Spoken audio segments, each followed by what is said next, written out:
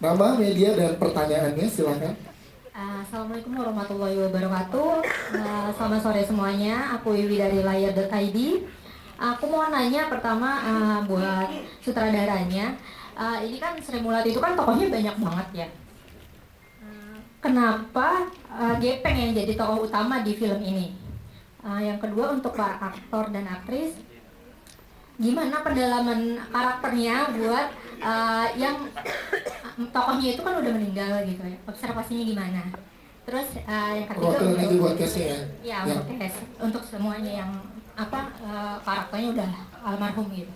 Terus yang ketiga untuk Kak Dimas, di karakternya Timbul ini kan aku perhatiin tuh gampang kaget, takut, penakut gitu kan. Terus sering pingsan kalau kalau awal kalau dia takut. Nah terus tadi juga disinggung saya penakut, makanya minta aku minta temenin Erik gitu. Nah itu sebenarnya emang dasarnya penakut apa kebawa karakter Timbul kayak gitu. Oke, Terima kasih. siap. Terima kasih. Terima kasih, Mbak. Mas Nugros dulu mungkin yang pertama, Oke, silakan. terima kasih Mbak. Eh, Filmnya memang tentang Sri Mulat gitu ya, tapi secara konsep kan nggak bisa langsung grup. Kita harus menggait penonton dengan satu karakter yang paling relate, yang paling menarik gitu. Dari sekian karakter yang waktu itu dipilah, kan eranya dipilih adalah era ketika Sri Mulat pertama kali tampil di TV.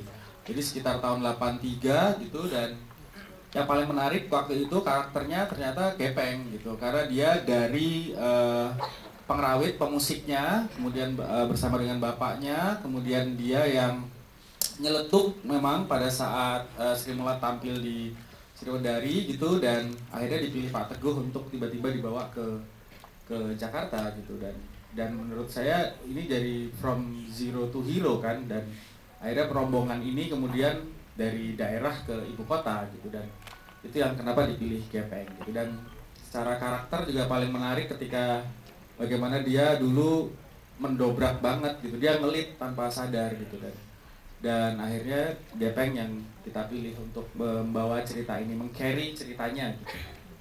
Siap, terima kasih Mas Nugros. Jadi ya, yang untuk Mas Nugros, sudah tepuk tangan untuk Mas Nugros untuk jawabannya. Kita ke jajaran pemain, mungkin diwakilkan oleh Elang ya. Elang, boleh silakan dijawab, Lang. Eh, Kebetulan kan saya paling muda di proyek. Jadi tidak sebanyak kenangan saya tentang almarhum pemeran Sri Mulat yang asli kan tidak sebanyak kawan-kawan yang lain gitu. Tapi untungnya kebetulan data-data tentang almarhum Pak Basuki itu masih banyak di internet gitu, terutama di YouTube juga masih banyak gitu. Dan apalagi juga ada bantuan dari Mas Koko juga gitu. Jadi ketika di belakang set atau di set itu pasti akan banyak tanya gitu, terutama juga sama Mas Nugros juga, sama Pak Rosa juga gitu. Dan ada beberapa hal yang mungkin ketika nggak bisa saya temukan datanya di internet, ada beberapa hal yang mungkin dari hobi-hobinya almarhum Pak Basuki gitu malah justru ngebantu untuk memerankan karakternya gitu. Siap, itu dia mewakili jawaban pemain yang lain ya. Tepuk tangan untuk Elang kali juga, terima kasih. Dimas, ini pertanyaannya silakan. Ya, pertanyaannya apa tadi ya? Oh takut, oh Ya ya. takut, terus juga di sini kan sering pingsan, sering kaget, Ya, ya. itu udah masuk banget atau gimana? Ya. Kalau sebenarnya kalau saya sendiri sih, saya sih orangnya berani banget ya. Buktinya saya nikah ya.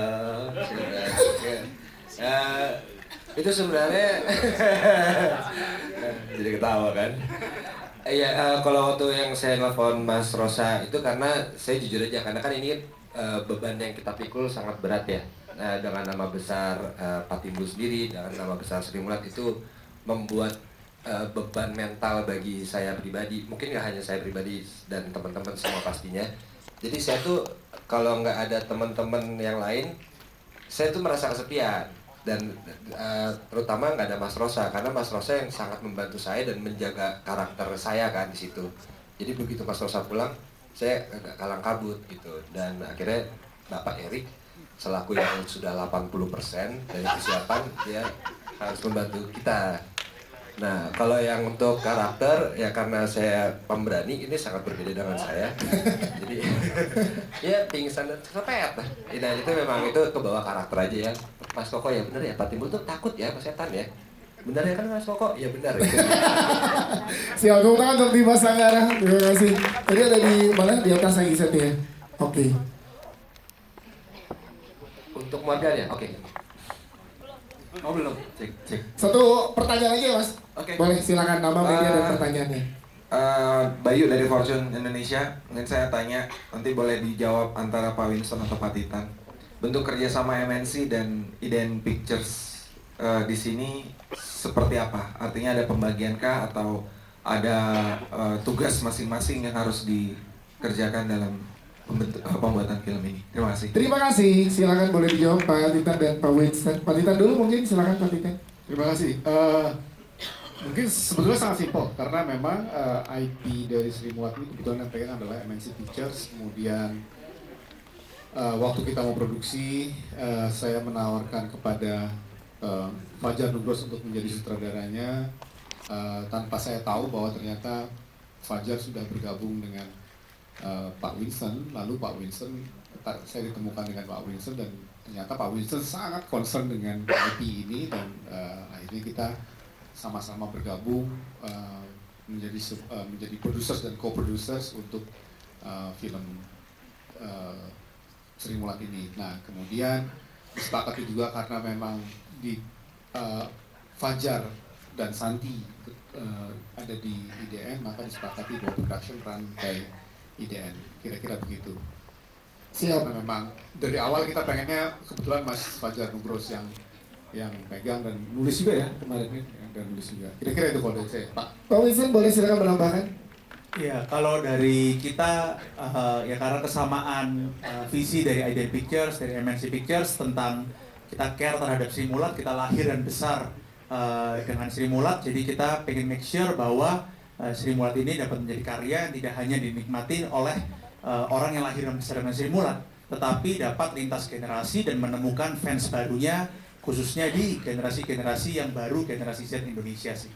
Jadi itu kenapa kita buat kembali karya Sri Mulat, dan kita berharap ya nanti 23 November 2023 hari Kamis kita semua hadir di hari pertama film Sri Mulat. Itu kebetulan juga hari ulang tahun saya, jadi harusnya bawa hoki. Wow, oke. Jadi biar hari Kamis semuanya datang ke bioskop dan menonton film Sri Mulat bersama. Amin. Tepuk tangan untuk Pak Titan dan Pak Winston. Kita rayakan